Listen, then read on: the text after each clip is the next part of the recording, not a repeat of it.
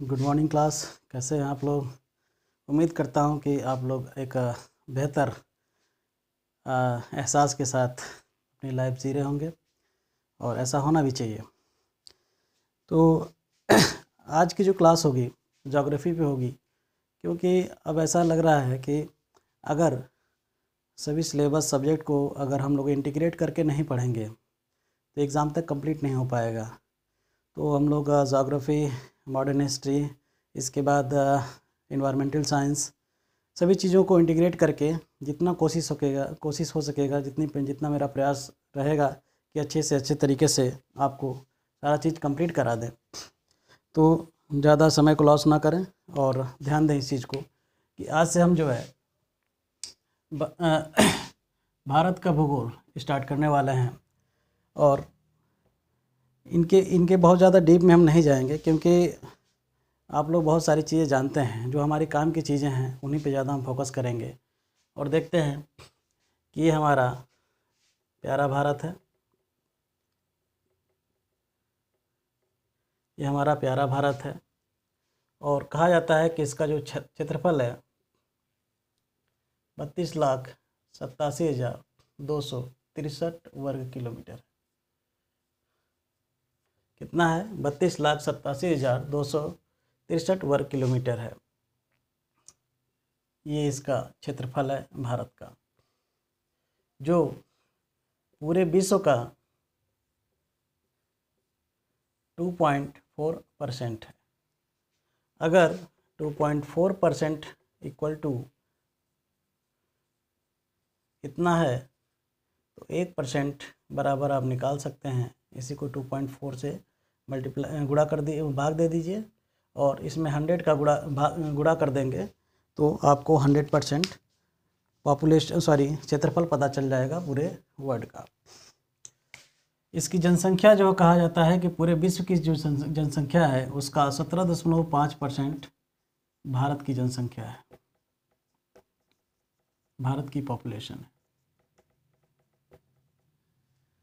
इससे पहले थोड़ा हम ये इंडिकेट कर दें कि भारत का ये साउथ दक्षिणी दिशा है, ये पूर्वी दिशा है जिसको ईस्ट कहेंगे, ये पश्चिमी है जिसको वेस्ट कहेंगे, और ये उत्तरी जिसको हम क्या कहेंगे? नॉर्थ कहेंगे। नॉर्थ से लेकर के साउथ तक की जो दूरी है टोटल 3,214 किलोमीटर है, और पूर्व से लेकर के पश्चिम तक की जो टोटल दूरी है 2,933 किलोमीटर है। इस पे क्वेश्चन पूछा जा चुका है कि भारत के उत्तर से लेके क्वेश्चन ये पूछा जा चुका है कि भारत का किस छोर से लेकर के कहाँ तक की दूरी सबसे अधिक है। तो आप इस चीज़ को, इस डेटा को देख करके बता सकते हैं कि नॉर्थ से लेकर के साउथ के बीच की दूरी सबसे ज़्यादा है। उसके बाद भारत में गांव की संख्या 60,32,932 60,32,932 है। ठीक है, अब इसको देखेंगे। भारत में गांव की संख्या 60,32,932 है। लगभग कितना है? ये लगभग में है, सॉरी, ये 40,000, 60,40,932 है। ठीक है, कुछ मोटा मोटी आप लोगों ने देखा कि इसमें कुछ फैक्ट ऐसे हैं जो बिल्कुल एग्ज़ाम के पॉइंट ऑफ व्यू से काफ़ी इम्पोर्टेंट है। इसमें जो है ये जो एरिया है इसको क्या कहते हैं? POK, पाक अधिकृत एरिया। जो वो मूलतः देखा जाए तो किसका भाग है? इंडिया का। तो ये माना जाता है कि लगभग 78,114 वर्ग किलोमीटर की एरिया जो है पाकिस्तान ने अपने तरफ अधिकृत कर लिया है। और जो अक्साई चीन का इलाका है लगभग 555 वर्ग किलोमीटर पाकिस्तान ने चाइना को उपहार स्वरूप दे दिया है, उपहार स्वरूप दे दिया है। तो कुछ ऐसे फैक्ट थे जिनको आप याद रखेंगे। अब हमने एक सामान्य परिचय, भारत का एक सामान्य परिचय आपके समक्ष रखा है। जो कुछ इम्पोर्टेंट डेटा है आप उनको याद रखिएगा, क्वेश्चन इससे पूछे जाते हैं। उसके बाद एक क्वेश्चन ये पूछा जाता है जैसे कि जनसंख्या के दृष्टि से अगर भारत का स्थान देखा जाए तो पूरे विश्व में दूसरे नंबर पे है और पहले नंबर पे कौन है? चाइना है। और अगर क्षेत्रफल की दृष्टि से देखा जाए तो भारत का स्थान आता है पूरे विश्व में 7वें नंबर पर। तो उससे पहले कौन कौन से देश हैं? पहले नंबर पे कनाडा है, उसके बाद रशिया है, उसके बाद अमेरिका है, फिर उसके बाद चाइना है, फिर क्या है? ब्राज़ील है। ये लिखना ज़रूरी है क्या? ये तो छोटी छोटी बातें आप लोग जानते होंगे। चलिए, तो 7वें नंबर पे कौन आता है? हमारा प्यारा भारत आता है। ठीक है, इसके साथ एक थोड़ी इसकी भौगोलिक स्थिति भी देखेंगे। भौगोलिक स्थिति में दो रेखाओं का बहुत ही ज़्यादा महत्व है, ध्यान दीजिएगा। ये हमारी पृथ्वी है,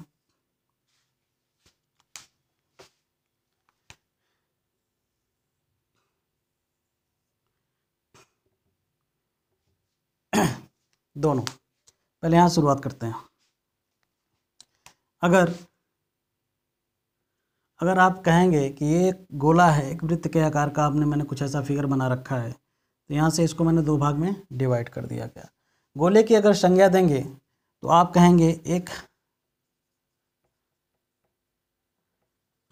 अर्धगोला ये है और एक अर्धगोला ये है।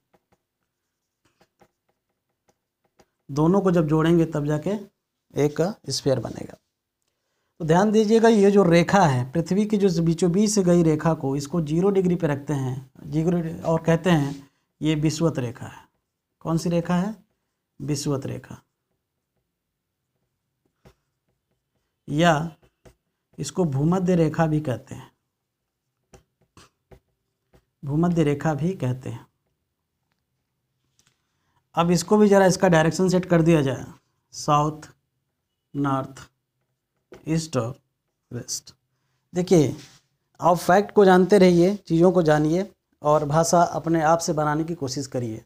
क्योंकि किताबों में या फिर जो लोग पढ़ाते हैं, चाहे हम खुद जब पढ़ाते हैं, तो उसका मतलब ये है कि भाषा बहुत ज़्यादा हो गई। आप जैसा लिखना चाहेंगे अपने उत्तर को उतनी व्यवस्थित तरीके से लिख सकते हैं, लेकिन मेन जो उसमें रियल जो चीज़ें होंगी वो यही फैक्ट, यही डेटा ही होंगे। तो ज़रा ध्यान दीजिएगा, जब हम इनके बीच कुछ ऐसी रेखाएं होती हैं, जैसे मान लीजिए अगर इसको भूमध्य रेखा को एक अक्ष मान करके हम कुछ ऐसी रेखाएं खींचते चले जाएं, तो आप देख रहे हैं कि भूमध्य रेखा से जैसे जैसे ये पोल हैं, मतलब कि ध्रुव हैं, north pole, south pole, east pole और वेस्ट पोल, तो जैसे जैसे हम पोल की तरफ बढ़ रहे हैं वैसे वैसे हमारे जो रेखाएं हैं, अक्षांश रेखाएं, इनको अक्षांश रेखा कहेंगे,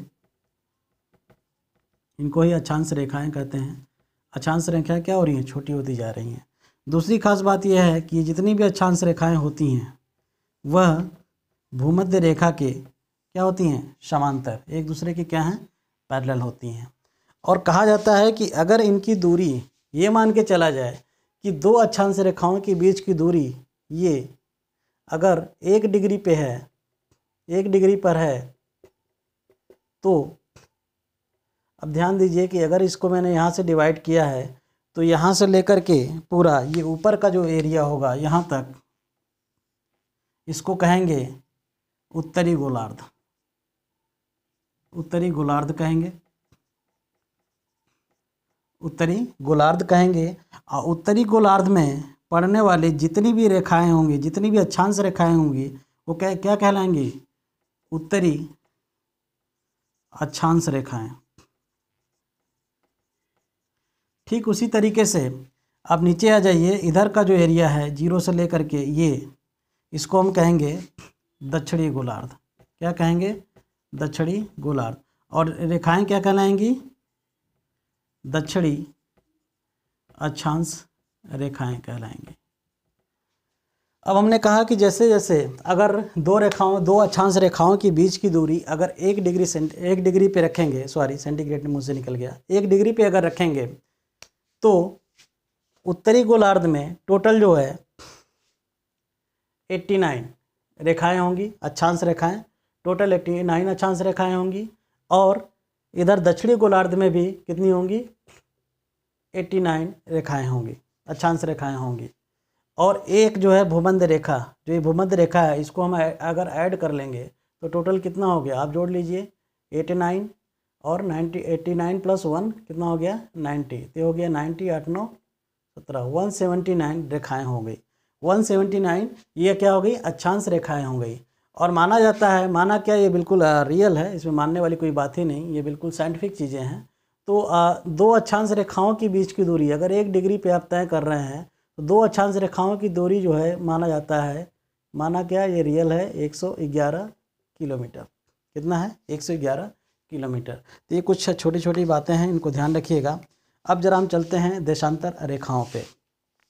तो जैसे मैंने इसको भूमध्य रेखा कहा, ठीक है, 0 डिग्री लाइन, वैसे ही अब जब हम north south east and west, जब पृथ्वी को कुछ इस तरह से परपेंडिकुलर तरीके से इसको डिवाइड करेंगे, तो एक जरा फैक्ट अच्छे से समझिएगा कि भूमध्य जो अक्षांश रेखाएं हैं भूमध्य रेखा के क्या हैं, पैरेलल हैं। लेकिन जो देशांतर रेखाएं होती हैं, अच्छा ये भूमध्य रेखा नहीं है, इसको कहा जाता है प्रधान यामोत्तर रेखा। प्रधान यामोत्तर रेखा, इंग्लिश में इसका नाम है ग्रीनविच लाइन। जो लंदन का एक शहर है ग्रीनविच, वहीं से गुजरती है, इसलिए इसका नाम ग्रीनविच लाइन पड़ गया। तो अब जो देशांतर रेखाएं होती हैं नॉर्थ टू साउथ पोल, ऐसे कुछ इस तरीके से उनका आकार होता है।